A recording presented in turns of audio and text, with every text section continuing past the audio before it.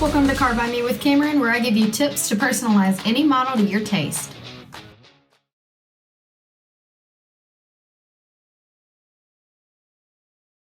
(2019) Jeep Wrangler Rubicon. It's not orange, it's way too cool to be orange. It's pumpkin metallic, you know, like pumpkin. KMC wheels, look, it has little stars here. It's just a design. It's on the assist steps too. Fender flare, which is covered in bed liner. That's an upgrade. Down here we have a DV8 vented fender filler. That's aftermarket. Check out this lift kit, pretty impressive. Upgraded lighting, light pod, light bars, all the light. Light it up. Tow hooks, of course. Hello, are you even a Jeep if you don't have this enormous tire on the back? No, you're not. Nice trunk space, some storage in here. This Jeep is upgraded all the way. They even had a roll cage put in, which is good because apparently people in Jeeps like to, drive down the mountain and flip their car over. Cargo nut in the front and the back.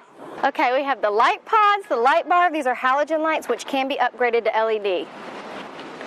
All-weather mats in the back, cloth seats, of course, but you can always add seat covers, and you should, to protect against mud, going to the beach, whatever, putting your dog in the back. You could probably upgrade to leather, but why? Upgraded stereo system and speakers. There's 8 different speakers in here. We have this Alpine stereo. Does the roof come off? Are you kidding me? Of course. Is this a Jeep? Is it a convertible? Mind your business. Double console. I mean, it's the little things in life. I don't know. You might need this. Garage door opener. I mean, if you drive a Jeep, you probably have a garage. I think. I mean, stereotypes are for a reason. You tell me. This is a super fun car. If you drive this car, you automatically are cooler than the guy next to you.